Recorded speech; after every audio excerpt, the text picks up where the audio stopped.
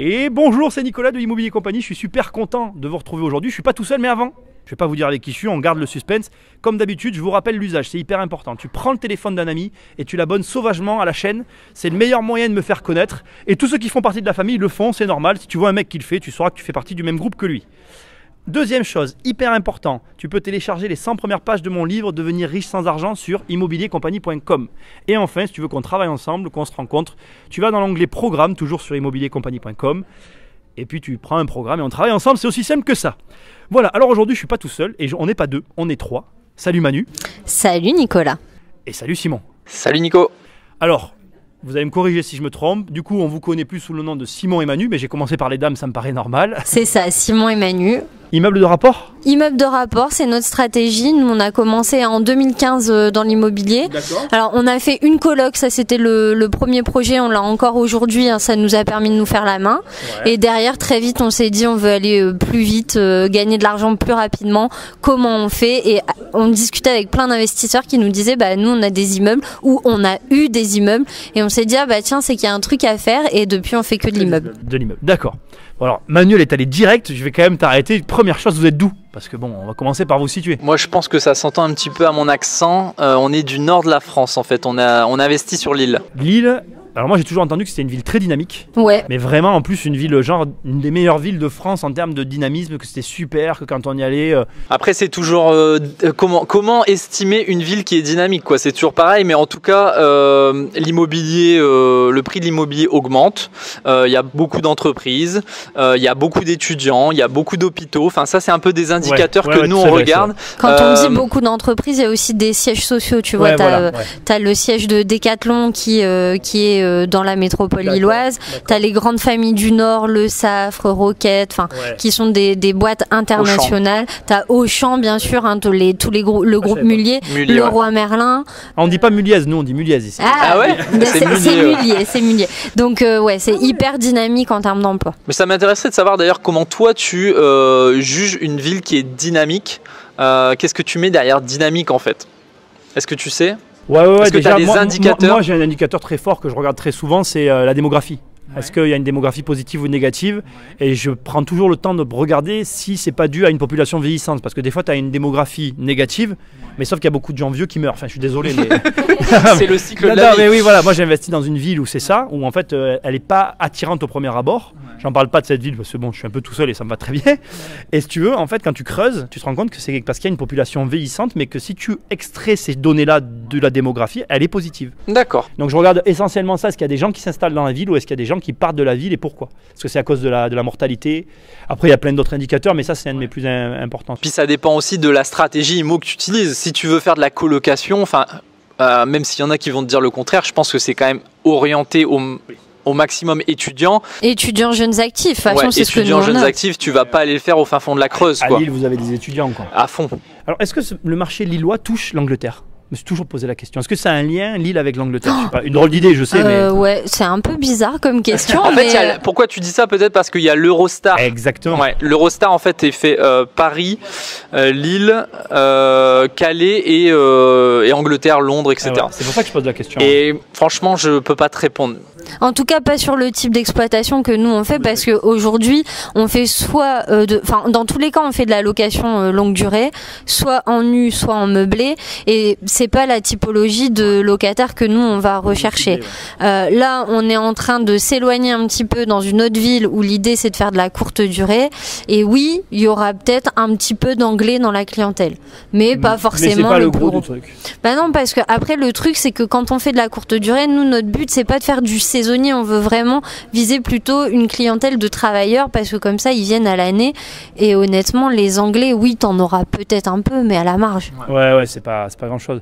Une idée comme ça du prix au mètre carré à Lille, ça m'intéresse, j'aime bien. 2000, alors ça va dépendre des quartiers clairement. Le prix moyen, si tu vas sur un truc genre comment ça s'appelle là, le site où on va là, c'est meilleurs agents, tu vas trouver 2600 € du mètre carré. La moyenne. La moyenne. Donc, c'est-à-dire le prix le plus haut, tu as 3005 et au prix plus plus bas, que ça, tu étais plutôt à 4000 dans le Vieux-Lille. Dans le Vieux-Lille, 4000. Ça, c'est vraiment l'hypercentre. Et si tu vas dans les quartiers où nous on va, qu'on appelle les quartiers en devenir, peut-être que tu voudras enfin voilà, c'est des quartiers en gros qui sont montants et qui ont de l'avenir parce qu'ils sont bien situés. Ils sont centraux. Nous, on a acheté genre à 1800 € du mètre carré. Ah ouais, tu vois, tu peux arriver à trouver. Tu vois, ça aussi, c'est un indicateur pour moi, le prix au mètre carré. Quand tu montes à 4000, c'est que la ville, elle est quand même dynamique, tu vois. 4000 €, c'est pas tout le monde qui peut payer le mètre carré à 4000. Ouais, le marché est tendu et il est de plus en plus tendu. Alors, quand je dis tendu, c'est que ce soit pour trouver des bonnes affaires, mais aussi à la location. Enfin, nous, quand on met une annonce, parce qu'on gère tout en direct depuis le début où on investit, t'as plein d'appels, quoi, parce que les gens veulent louer. Par exemple, l'été, sur notre colocation, les gens vont être prêts à louer juillet-août pour avoir la chambre. Donc ça, c'est des indicateurs aussi par rapport à une ville dynamique. Ça fait pas longtemps que vous faites de l'immobilier. Enfin, il faut pas mal le prendre. Hein. C'est ce que je ressens pour moi. Non, mais pas du tout. C'est pas du tout le cas. Mais par rapport à toi qui en fait depuis 15 ans. Bon, après, ça fait quand même 4 ans, donc on a un peu de recul aussi. Ce qui m'intéresse dans ça, c'est du coup, est-ce que vous êtes constitué un réseau? Parce que moi, je suis quelqu'un qui travaille pas forcément avec du réseau, même si fatalement avec les années j'en ai un. Ça m'intéresserait de savoir, avec 4 ans de recul, est-ce qu'aujourd'hui vous estimez avoir construit un réseau ou pas? Alors, le réseau le plus simple qu'on a réussi à construire, c'est le notaire. Parce qu'on a fonctionné au bouche à oreille et on a eu un peu de chance, hein, il en faut des fois. En fait, si tu veux, c'était quelqu'un avec qui je bossais qui me l'a recommandé et je savais que cette personne était hyper tatillonne. Donc si elle était satisfaite de son notaire, ça veut dire que c'était un super notaire. Et pareil, il le prend pas mal, ça m'étonne pas de toi. Ouais, exactement. Parce que Manu est précis. C'est une qualité, attention, dans ma bouche c'est une qualité, mais du coup je comprends maintenant ta réflexion. Ouais, et lui il était encore plus tatillon que moi, donc pour le coup... Je savais que s'il était satisfait, c'est que le notaire était bon.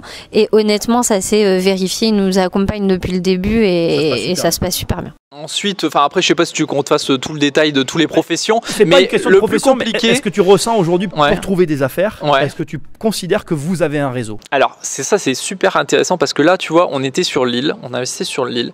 Le marché hyper dynamique, très compliqué de se faire des agents immobiliers fidèles, etc. Parce que le marché, ça part dans tous les sens. Par contre, là, on investit dans une nouvelle ville, plus petite. Et là, j'ai halluciné. C'est que les agents immobiliers, ils nous rappellent. Et ça, c'était complètement nouveau pour moi. C'est-à-dire que là, à Lille, où c'était très tendu, c'est moi qui devais les relancer tous les 15 jours, tous les mois. Dans la ville qui est beaucoup plus petite, alors on est à 70 000 habitants, pour donner un peu des chiffres. Là, c'est les agents immobiliers qui me rappellent quand il y a un truc qui sort. Et ça change tout, quoi, clairement. Donc là, vous êtes constitué un réseau, quoi. Sur la nouvelle ville. Sur la nouvelle ville. Après, on a le réseau, comme on dit, notaire, comptable et tout ça. Mais ça, c'est une fois que c'est défini, c'est bon, d'accord. Je parlais pas de ça, moi vraiment pour trouver des affaires. En fait, si tu veux, on a un réseau même sur l'île, mais au moment où on est en période de recherche, c'est-à-dire que à chaque fois il faut le réactiver parce que c'est hyper tendu, comme disait Simon. Donc forcément, les agents immobiliers te rappellent pas. Mais dans notre patrimoine actuel, on a quand même 50% des choses qu'on a trouvées via le réseau. Donc 50% de nos biens, on les a trouvés via le réseau, 50% via une annonce que tu trouves sur Internet. C'est compliqué, vous trouvez, pour vous constituer un réseau? Je me mets un peu, parce que je reçois beaucoup de questions là-dessus, du coup je trouve intéressant d'avoir votre retour. Est-ce que vous trouvez que c'est dur de vous créer un réseau fiable avec lequel travailler? En fait, ça dépend comment tu t'y prends, quoi. Tu vois, on va donner quelques techniques que nous on utilise. Je pense que ça peut intéresser. Nous, on fait ce qu'on appelle le CV immobilier. En gros, tu prends un document Word, on définit les critères. Moi, j'étais dans le recrutement, donc forcément, ça déforme un peu. On définit en fait ce que l'on cherche. Donc, typiquement, un immeuble, notre budget, on va dire maximum 300 000 €, avec des travaux de type rafraîchissement. On veut pas de gros travaux. Donc, on définit vraiment tous les critères. On imprime ce document et on fait le tour des agences. On met notre photo, tu vois, sur le document, comme un CV, quoi. Ça marche super bien, ça marche super bien. Et on fait le tour des agences et ça marque les esprits parce que très peu de monde, personne le fait. Et du coup, comme nous on le fait, les gens ils disent mais c'est bien, c'est clair et tout. Et en fait, dans la perception que tu donnes à la personne que tu ne connais pas en face. Il se dit ok, c'est pas un mec qui s'est réveillé ce matin en voulant investir, tu vois. Donc ça facilite, je dis pas que ça va tout faire, mais je dis que ça va faciliter la création de réseau. Et surtout, souvent quand tu vas dans une agence, au début on faisait pas forcément le CV IMO, on l'a fait après à partir du deuxième bien. Et l'agent immobilier, il passe son temps à noter ton truc, tes critères, pour te rentrer dans sa base de données où il va t'envoyer des super annonces qui la plupart du temps collent pas aux critères. Bon, là au moins avec le CV immobilier, on lui dit attendez, regardez, il y a tout, on vous donne le CV et au moins tu te concentres sur la discussion de personne à personne. Et le réseau, c'est de l'humain. Donc tu crées comme ça la relation plutôt que de passer ton temps à faire de l'administratif en gros. C'est intéressant parce que je fonctionne pas du tout comme ça et c'est pour ça que ça m'intéressait de vous poser la question. Moi avec les années, c'est vrai que c'est là que je me rends compte. Comment tu fais toi du coup? Du coup, je suis obligé de le reconnaître, j'ai un réseau, pas me targue, mais j'ai tendance à dire que je travaille pas avec le réseau. Mais je pense que ma réputation me précède sur mon marché, ça doit jouer déjà. Et ensuite, il y a aussi le fait il y a des gens de manière récurrente avec lesquels je travaille qui m'appellent pour des opérations. Mais comment, et si tu te remémores quand tu as débuté là en 2004, comment tu as fait? Ça, c'est toujours les gens qui sont compétents dans leur domaine. Alors ça, c'est encore la RH, l'ancienne RH qui te parle. Ils ont beaucoup de mal à te dire quelle est leur compétence, parce que pour eux c'est normal. Donc essaye de repartir 15 ans en arrière. En fait, si tu veux, ma première opération, mon premier appartement, j'ai acheté une fin de programme d'un marchand, si tu veux. Et donc c'était un appartement, c'est un petit peu à l'inverse de votre recherche à vous. Il y avait beaucoup de travaux. Ouais. C'était un appartement hyper bien placé, mais il était très spécial en fait. C'est pas tout le monde qui l'aurait acheté. Et du coup, c'est vrai que dès le départ, en fait, je pense que pour la personne avec laquelle j'ai travaillé, je me suis démarqué. Et comme j'ai par contre, à l'inverse de vous, tendance à acheter des biens dont personne ne veut, tout de suite, en fait, les gens ont tendance à me rappeler pour ça. En fait, dès qu'ils ont un truc pourri, t'appelles. C'est ça. Mais c'est rigolons ensemble, mais vous avez raison, c'est exactement ça. On m'appelle quand c'est pourri. Ou on m'appelle quand les gens ne comprennent pas aussi. Ce que je vous disais tout à l'heure, quand ils comprennent pas le potentiel. Ils voient pas le potentiel, ils vont m'appeler. On m'appelle même aussi des fois pour estimer des immeubles. Et du coup, je repars avec. Ce qui est encore plus facile dans ces cas-là, puisque l'agent, au lieu de leur rentrer le mandat, demande l'autorisation au propriétaire, il dit j'aimerais bien faire venir quelqu'un avec qui je travaille, il se trouve que c'est moi. Mais en gros, tu vois, on en revient à la même stratégie que nous, c'est que quand tu as démarré, tu t'es différencié. Oui, c'est vrai. Tu vois, nous on se différencie avec un CV par exemple. Toi tu t'es différencié en achetant quelque chose que personne ne veut. Donc le conseil qu'on peut donner aux gens qui nous écoutent, différenciez-vous, soyez pro, soyez carré et ça les gens apprécient parce que l'agent immobilier il veut pas perdre son temps, il veut sa commission. Donc voilà. Mettez-vous à sa place, vous feriez pareil. Vous n'avez pas envie de bosser avec des gens qui vous baladent dans votre métier. L'agent immobilier c'est pareil. Et alors pourquoi pas de gros travaux? Ça m'intéresse ça. Alors pourquoi... On évolue là-dessus. Ouais, alors en fait, c'est tout simplement parce qu'on voulait aller vite. Et le fait de faire des travaux, je pense que tu iras dans mon sens, tu vas allonger la durée du projet. Nous, notre stratégie, c'était d'optimiser notre CDI. À l'époque, on était salariés, on travaillait comme des dingues et tout. On n'avait pas beaucoup de temps aussi, très important. On travaillait, moi je travaillais 40 heures semaine, Simon il travaillait 50 heures semaine, on était tous les deux 4 dans le privé.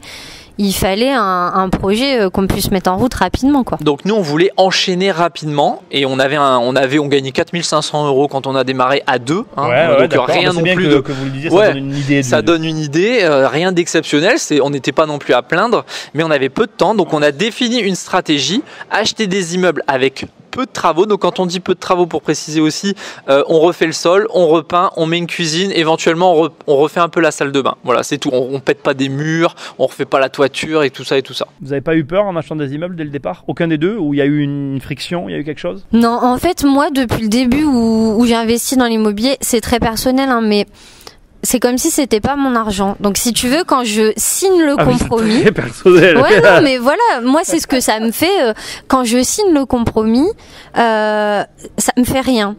Le jour où j'ai eu peur, c'était sur le premier projet quand c'était la colocation qu'il a fallu le louer et que là où on était prêt à accueillir les premiers locataires et c'est de se redire ouais mais est-ce que ça va se louer? Moi c'est ça qui m'a fait peur. Ce qui te fait peur, c'est de pas louer forcément. Voilà, mais après on regarde tellement les chiffres et tout. Et puis on s'est aussi beaucoup formé. Alors je sais ce que certains vont dire, ouais ils vendent des formations, donc ils disent ça pour vendre des formations, mais c'est aussi une vérité. Moi j'ai acheté énormément de formations et donc le fait de se former, ça m'a rassuré et donc je savais où j'allais, tu vois. Puis tu vois, c'était peu de travaux, projet plus simple, parce que le but c'est de démarrer. Non, mais j'entends, mais c'est intéressant tout ce que vous venez de dire. Je vais rebondir sur les formations du coup. Donc moi je pousse pas plus à la consommation que ça, mais je suis d'accord avec tout ce que vous avez dit sur les formations. Toi aujourd'hui, est-ce que tu dirais que, alors ça t'a rassuré, mais est-ce que tu as trouvé que, parce que c'est un reproche qui revient souvent, est-ce que tu as trouvé que ce que tu as acheté valait le prix que tu as payé? Non, je pose la question qui fâche, mais au moins répondons-y. Franchement, ça dépend, parce qu'il y a des gens qui font très bien leur travail. Moi, j'ai acheté tes programmes et j'en suis très satisfait. Merci, je ne posais pas la question pour ça. Mais je tiens à le dire. Quand c'est bien, il faut le dire. Quand c'est bien, il faut le dire. J'ai acheté des programmes où je ne m'y suis pas retrouvé. D'accord. Mais voilà, c'est le jeu entre guillemets. Donc, faut dire que pour démarrer, encore une fois, nous, on avait peu de temps et le fait d'acheter une formation, ça nous a permis d'avoir un truc où t'avais une méthodologie à suivre, tu gagnais du temps. On ne dit pas que c'est la seule façon de faire. Tu peux trouver énormément de contenu de qualité gratuitement sur Internet, mais là, en fait, tu y passes beaucoup de temps et ton temps, il vaut aussi de l'argent. Le problème, c'est que le bouquin, il va pas répondre à tes questions. Oui, c'est-à-dire que aujourd'hui, moi, ça m'arrive, des fois, j'ai un doute, on s'appelle. Tu m'appelles. Voilà, et voilà, on partage les points de vue. Et ça, mais on le sait très bien, un conseil dans l'immobilier, tu peux gagner des milliers d'euros, tu vois. Donc, je vais rebondir sur ce que tu as dit, Manu. C'est très intéressant ce que tu dis, Simon. Mais je vois que tu t'en fous, tu peux pas, Manu. Il n'y a pas de problème. Pas du tout. Tu as dit, est-ce que le gratuit vous a motivé? Ça m'intéresse aussi, ça, tu vois. Parce que vous avez commencé en 2015, du coup, il y avait du contenu gratuit. Est-ce que ça vous a motivé ou pas du tout? C'est intéressant. Motivé à quoi? Je sais pas, à passer à l'action, tu vois. On a regardé très très peu de contenu gratuit parce que le but, c'était vraiment d'être efficace. Et moi, si tu veux, le jour où j'ai acheté cette première formation, moi, je regardais pas de vidéos YouTube, j'étais pas du tout là-dedans. Si tu veux, déjà Simon il a acheté la formation sans lui dire, en fait. Et il me l'a dit après, parce qu'il avait peur. Peur de Manu, bien sûr. Et j'ai dit non mais tu vois, moi je veux payer la moitié. Et pour moi c'était un engagement. Non, attends, qu'est-ce qu'il faut dire, genre c'est lui qui paye tout. Non, c'est pas ça, c'est que c'est pas dans ce sens-là, c'est qu'il avait cette frayeur de venir te dire j'ai pris la formation et finalement tu réponds je prends la moitié. C'est surprenant, reconnais, moi ça m'aurait surpris en tout cas. Mais c'était un engagement de sa part en fait, et c'était quand même une somme, tu vois, à l'époque on avait payé 1000 euros, c'était une somme, mais moi j'avais jamais acheté de formation en ligne, tu vois. Et bon, après je suis ingénieur donc j'ai l'habitude de me former, etc. Mais en fait, pourquoi j'ai acheté cette formation? C'est parce que pendant des années, j'ai voulu créer un blog sur une autre thématique complètement à l'ouest de l'immobilier. J'ai galéré pendant 6 ans. J'ai écrit des articles, je me suis levé à 5h du matin pendant 6 ans. J'ai écrit des dizaines d'articles et j'ai gagné 4600 € en 6 ans. Donc je me suis dit, et pourquoi j'ai fait ça? Parce que j'ai regardé que du contenu gratuit comme ça, aucune méthodologie, rien de structuré, je glanais des infos à gauche, à droite. Donc je me suis dit, je vais arrêter d'être con et je vais changer ma façon de faire. Et là, je vais prendre une formation. Tout de suite, je vais payer la formation. Je ne vais pas passer mon temps à regarder plein de vidéos. Et je vais appliquer la formation. Parce qu'il faut aussi dire aux gens qui nous écoutent, il ne faut pas croire que parce qu'on achète une formation, ça va marcher tout de suite. Il faut la suivre, il faut l'appliquer. Et là, ça marche. Après, attention... je sais que c'est un discours, on est tout le temps en train d'opposer sur Internet formation gratuite, formation payante. Moi, ça m'agace. Franchement, ça me gonfle ce sujet parce qu'en plus, forcément, nous, on fait de la formation payante, donc on va nous dire on n'est pas forcément objectif. Pour moi, les deux sont complémentaires. Ça dépend vraiment des gens. Ce qui est sûr, c'est que si tu veux gagner du temps et avoir un accompagnement, c'est ça. Ah oui, mais je suis d'accord. Tu t'y retrouveras pas dans du gratuit. Si par contre, tu as ce côté autodidacte, que t'as pas peur d'y passer beaucoup de temps, de fouiller sur les forums, etc. Tu peux très bien y arriver avec de la formation gratuite. Du coup, je vais glisser sur un drôle de sujet, ça va peut-être vous surprendre. Est-ce que ça vous intéresse? Qu'est-ce que vous pensez des cursus scolaires immobiliers? Est-ce que ça vous a déjà intéressé, titillé? Manu, là tu vas lui faire plaisir. l'ICH, les cours du soir, tu vois. Est-ce que ça vous y avez pensé ou pas du tout?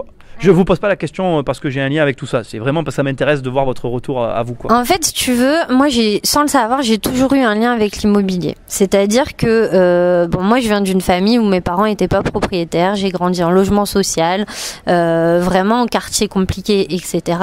Et au moment où tu fais tes choix là pour le bac, au moment où tu passes le bac, tu dois faire tes choix d'orientation. J'avais déjà mis BTS profession immobilière.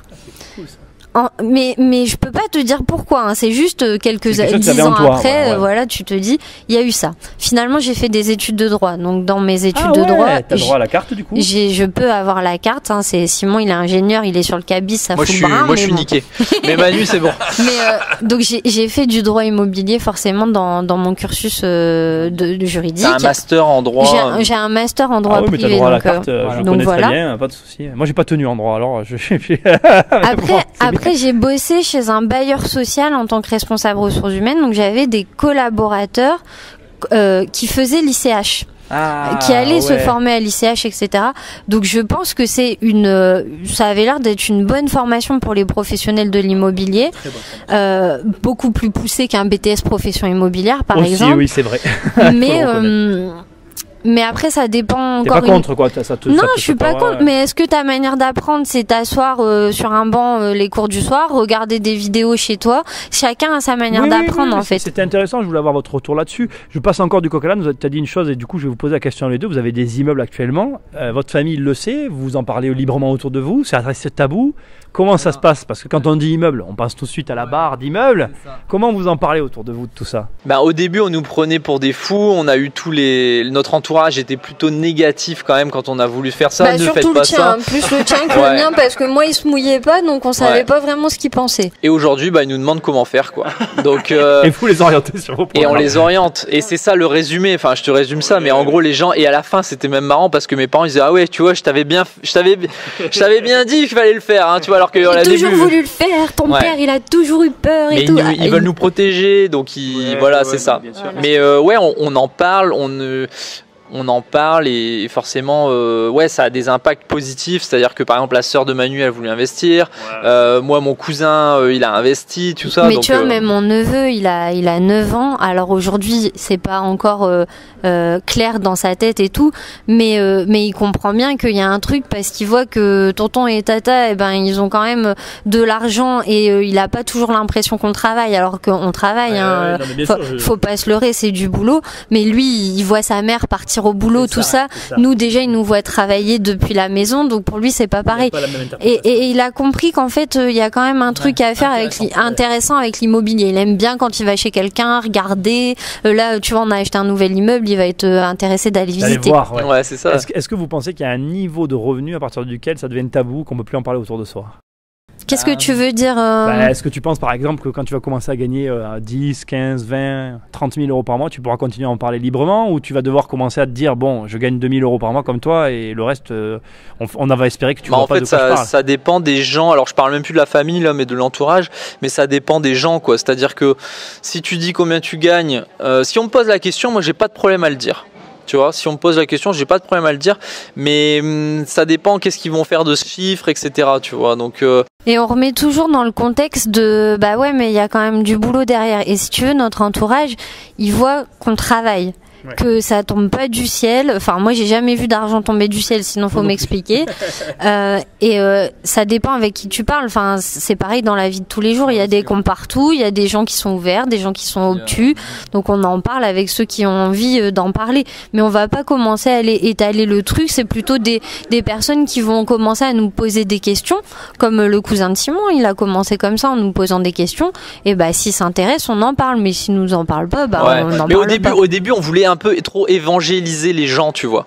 Et du coup, ça, je sais pas si ça nous a joué des tours, mais voilà. Donc maintenant, vous laissez les gens venir. Voilà, au lieu d'en parler, tu laisses voir exactement. Si les gens viennent Et on est très content de répondre à leurs questions et de pouvoir les aider quand on peut. Voilà, mais généralement, quand on veut trop aller, c'est mal perçu, quoi. Et au-delà d'être mal perçu, ça marche pas parce que tu peux pas faire les pompes à la place des gens. Donc il faut avoir envie déjà dans ta tête de faire de l'immobilier ou de changer quelque chose dans ta vie pour commencer à poser des questions. Tu vois, on parlait de ma sœur tout à l'heure.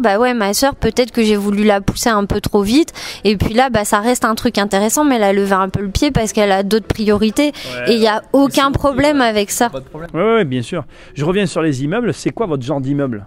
C'est forcément que rentable ou pas forcément que rentable? Ah, ça m'intéresse parce qu'une fois, je t'ai posé une question sur un commentaire. Tu m'as dit non, mais Simon, on peut pas avoir que des immeubles à plus de 10% de rentabilité.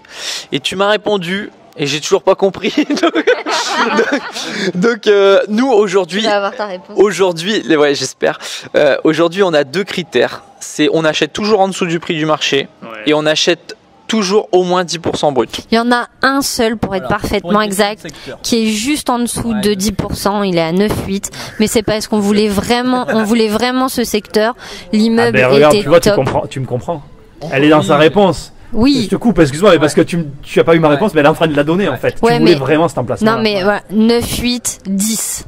Tu vois, On est proche, quoi, tu vois. Mais genre, tu vois, après, clairement, aujourd'hui, voilà, on a 15 locataires, c'est pas énorme, c'est le début pour nous, hein, tu vois, on a des ambitions plus importantes. Peut-être que quand j'aurai 50 appartes, à un moment, je revendrai tout, parce que forcément, plus, faut pas se leurrer, plus on cherche de la rentabilité, plus c'est de travail, et peut-être que quand on aura remboursé, je sais pas moi, 50 appartes et tout ça, on pourra tout récupérer et mettre dans un immeuble haussmannien qui rapporte 5% et où tu t'emmerdes pas avec les locataires. C'était la réponse que j'allais te dire, c'est exactement ça. Merde. De toute façon, non mais 5% de 5 millions, ça fera toujours plus que 10% de 1 million. On est d'accord. C'est la loi de l'argent. Mais au début, je pense qu'il faut chercher de la rentabilité pour montrer aux banquiers que tu sais faire, pour voilà. Je suis complètement d'accord, je ne te dirai pas le contraire. Mais comme je t'ai dit la dernière fois, un patrimoine, ça se construit. Enfin, moi, je ne l'ai pas construit qu'avec des immeubles à 10% en tout cas. Ouais, d'accord. Et pour répondre à ta question, parce que quel type d'immeuble, c'est quoi notre type d'immeuble favori?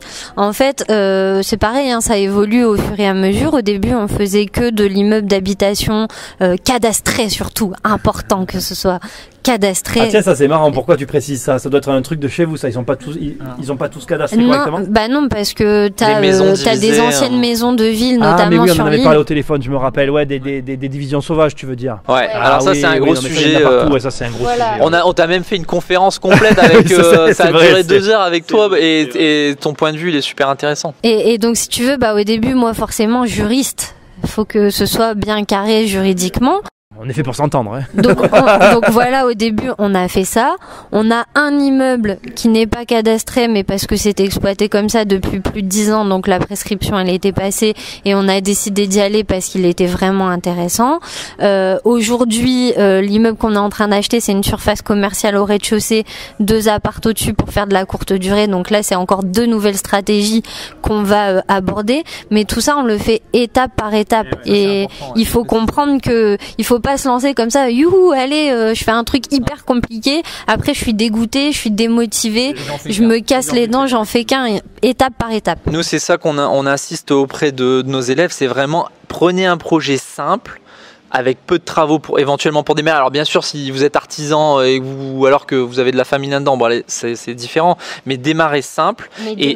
Mais démarrer, et puis après, augmenter le niveau de complexité, que ce soit faire de la division, des travaux ou dans l'exploitation, voilà. Je me permets, je te l'ai déjà dit au téléphone Simon, mais le bail commercial, fais-le rédiger par un professionnel. Ouais. Enfin, si tu le loues en commerce, mais ne le faites pas vous. Ouais. Non, mais nous, on a un notaire justement qui va nous... C'est ma plus grosse erreur à mes débuts et bon, je regrette pas, on regrette jamais, mais j'aurais pu gagner plus d'argent que ce que j'en gagne encore aujourd'hui avec ce commerce. Je prends bonne note. Bon, c'est super. Alors, où est-ce qu'on vous retrouve du coup? Parce qu'à un moment donné, il faut qu'on en arrive à pouvoir vous retrouver et vous suivre. Alors, tu peux nous retrouver sur notre site acheterunimmeuble.fr et aussi sur notre chaîne YouTube Acheter un immeuble par Simon et Manu. Ok. Vous êtes actif sur YouTube par contre, à l'inverse de moi? Alors en ce moment pas trop, mais ça va revenir. C'est à notre goût. Ouais, ça prend du temps. Les gens aussi des fois quand ils te disent ouais vendez des formations, ils se rendent pas compte le boulot qu'il y a derrière. Surtout quand tu veux bien les faire. En fait. Et surtout quand tu veux bien les faire. Donc en ce moment on fait pas assez de vidéos autant qu'on aimerait, mais on va revenir là-dessus. Ouais, voilà, et on a fait un défi acheter un immeuble en 30 jours où on s'est filmé avec des caméras cachées, etc. Ouais, un peu comme tu avais fait au début. Ouais. Qui permet pour ceux qui ont envie de découvrir la stratégie des immeubles de voir un peu comment ça se passe vraiment au quotidien quoi. Bon alors allez les rejoindre, en plus il y a une interview de moi en vidéo, parce que comme je fais que des podcasts en ce moment. Yes. Et puis on finit le podcast comme d'habitude, comme au début, prenez votre téléphone, ça prend 30 secondes, vous mettez une note, un commentaire ou vous prenez le téléphone d'un ami, vous l'abonnez sauvagement. On se retrouve très bientôt dans une prochaine émission. Salut. Salut. Simon, il dit pas au revoir Simon. Ah j'aurais dû. Au revoir.